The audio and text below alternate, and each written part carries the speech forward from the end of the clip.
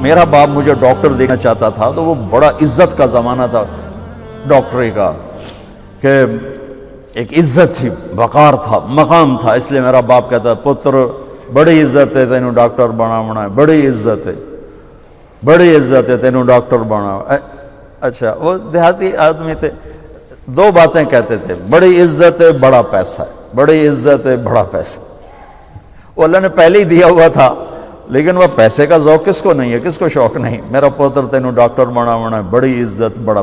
اور جب میں نے 3 دن کے لیے گیا، یہ گورنمنٹ کالج لاہور پڑھتا تھا، سینٹر ماڈل سے میٹرک کیا، گورنمنٹ کالج یہ ہمارا جو راوی اب تو یونیورسٹی بن گیا، تو 3 دن کے لیے میرا ایک دوست مجھے ایسے کھینچ کے لے گیا، وہاں سے اللہ نے میرے 4 مہینے کروا دیے۔ 4 مہینے کے آخر میں ایک نوجوان نے کہا تو ڈاکٹر بن کے کیا کرے گا، تو عالم بن جائے۔ تو اللہ نے اس کی بات میرے دل میں ڈال دی، میں اس طرف چل پڑا۔ جب میں نے گھر آ کے بتایا تو میرے باپ، اچھا اس دور میں ڈاکٹر ایک قداور شخصیت تھی اور مولوی ایک پست ترین گندگی کا کیڑا، یہ کیفیت تھی۔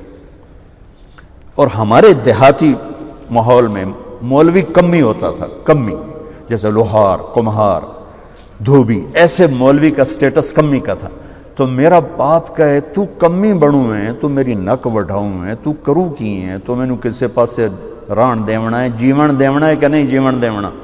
سارے علاقے دے ذمہ دار جو ہیں مینوں لانتاں کریں دیں کہ تیرا پوتر تو مولوی بندا پیا دا، بن سی کی۔ تو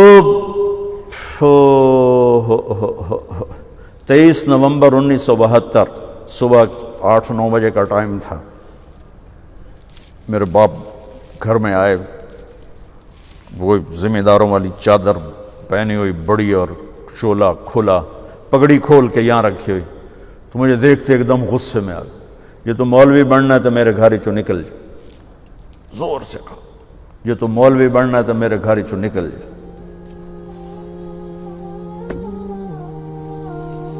مجھے تو نہیں پتا تھا کہ اللہ تعالیٰ مجھے وہاں پہنچانے والا ہے کہ جہاں ڈاکٹر میرے آگے بیٹھ کے میری بات سنے۔ مجھے تو اس وقت پتہ نہیں تھا کیا ہونے والا ہے میرے ساتھ، میں تو اسی طرح ہی نکلا تھا کہ ٹھیک ہے جی میں تیار ہوں۔ تو میرے باپ کی شدت دیکھ کر میری ماں نے مجھے الگ کر لیا کہ تو جا، کوئی نہیں، اللہ تیرا ساتھی ہے۔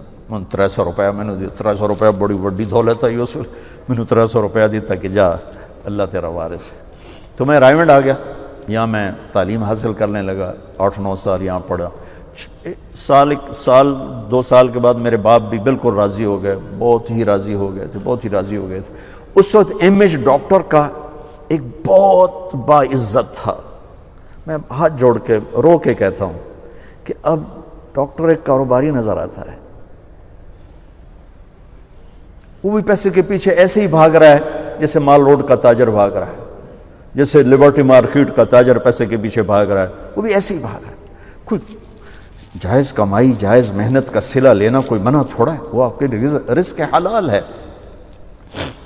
میں کینیڈا میں گیا ہوا تھا، میرے یہ سر درد بہت شدید ہوتا ہے، تو وہاں وہ بوٹاکس نیا طریقہ ٹیکے لگاتے ہیں، تو کچھ دن گزر جاتے ہیں، تو مجھے پتہ نہیں تھا یہاں کوئی لگاتا ہے کہ نہیں لگاتا، تو میں کینیڈا گیا، وہ جاننے والے ڈاکٹر تھے پاکستانی، تو پارکنسن کے 5 بڑے ڈاکٹروں میں ایک ان کا نام آتا ہے۔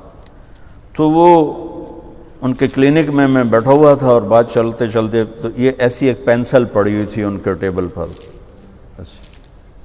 تو وہ یوں پینسل اٹھا کے مجھ سے کہنے لگے مولانا یہ ایک پینسل میں کسی کمپنی کے ایجنٹ سے لے لوں تو میں بلیک لسٹ ہو جاؤں گا، ایک پینسل میں کسی کمپنی کے ایجنٹ سے لے لوں تو میں بلیک لسٹ ہو جاؤں گا، میں کلینک نہیں کر سکتا اس کے بعد۔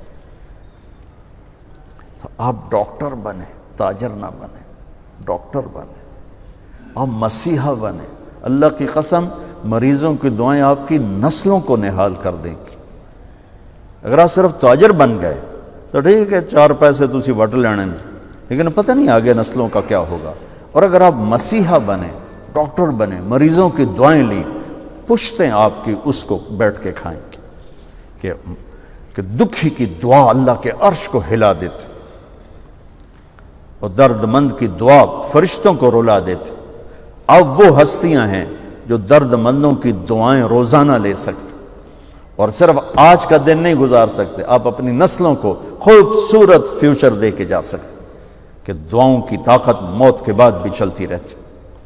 میں آپ کا زیادہ وقت لے چکا ہوں، معافی چاہتا ہوں، تو اگر کوئی بات میری بری لگی ہو تو آپ مجھے اللہ کے واسطے معاف فرما دیں۔ بہرحال احباب جمع ہے، میر حال دل کہہ لے، پھر التفات دل دوستاں رہے نہ رہے۔ السلام علیکم۔